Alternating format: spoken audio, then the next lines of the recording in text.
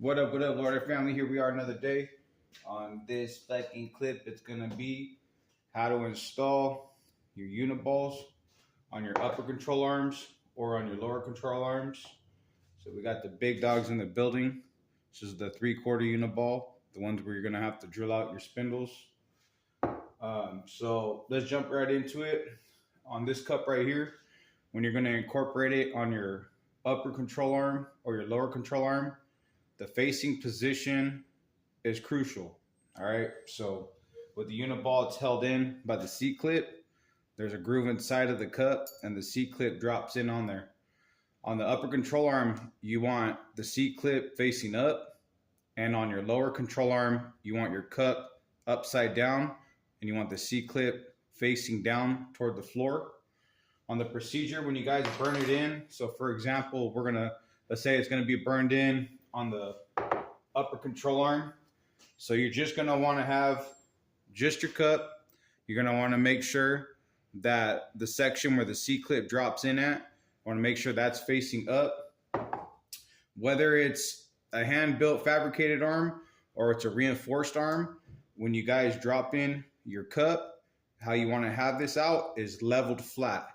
You don't wanna have it at an angle or anything like that. You want to just, with the ball joint area, however the steel is, that's exactly how you want to put it in.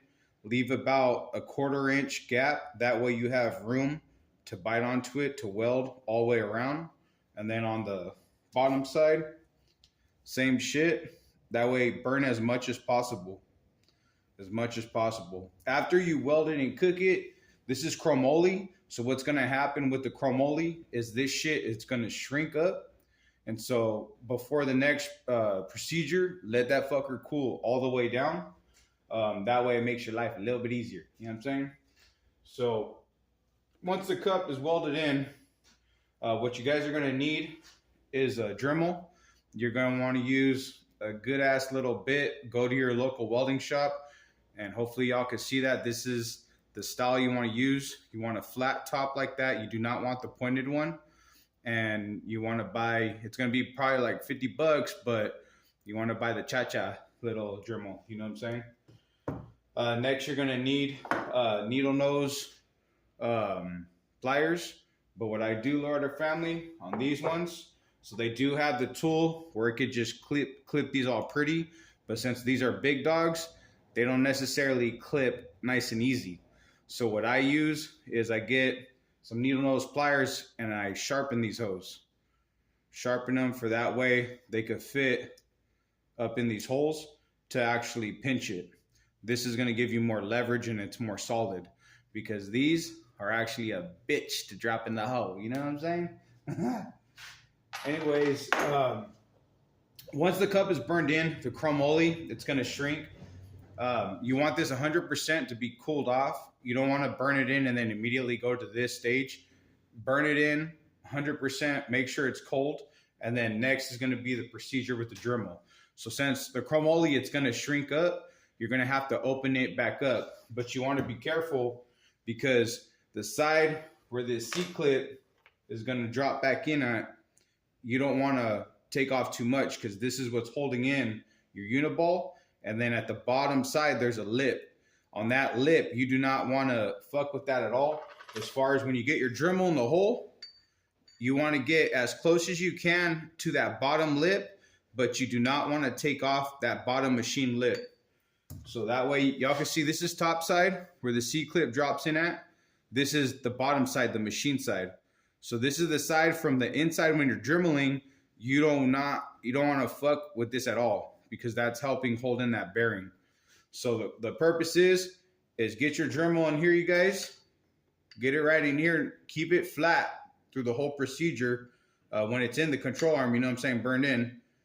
And go, all the way around. And take the shavings off evenly.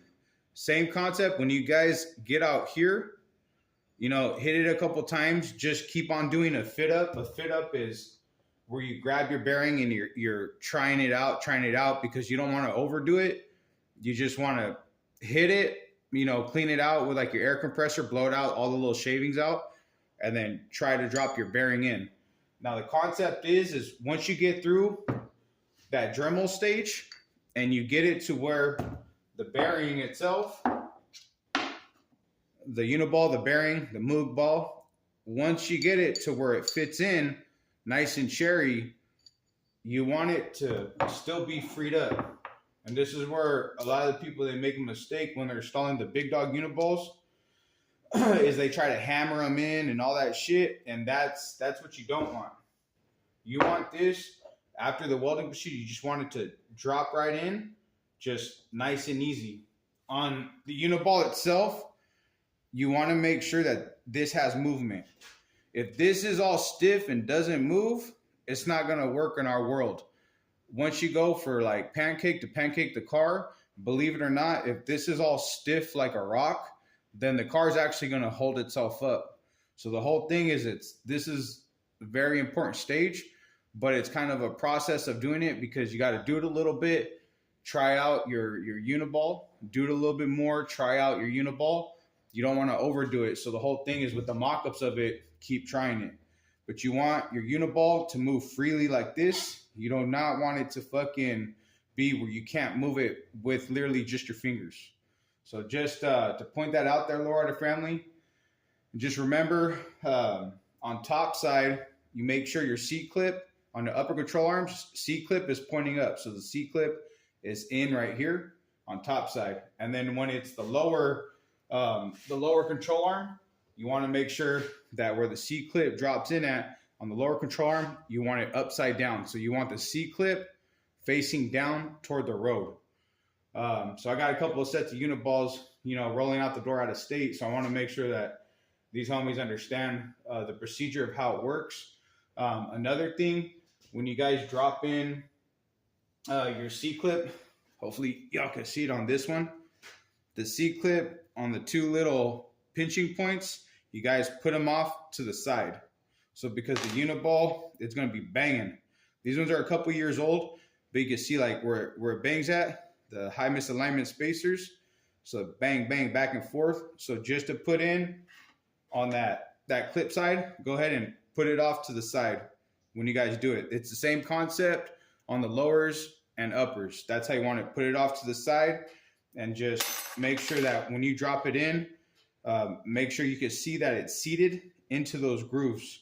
And make sure, the king test, make sure that you can move your Uniball. That's a very fucking important part. Uppers and lowers, you need to make sure that fucker could boogie.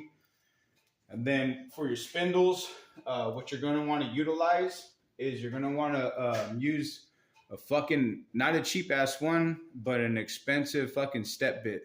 So local welding shops, they normally have like the name brand bits and shit. Same thing on the Dremels. Your local welding shop, and you guys remember, make sure it's the flat fucker. Don't get that pointed tapered one or nothing like that. Make sure it's the flat one. And needle nose pliers is what I use. They do have those little pinching tools.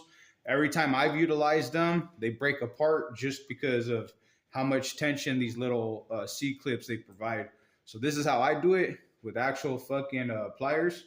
And hopefully that helps you guys out. Because it's kind of a procedure. It's not just welding and voila, you're done.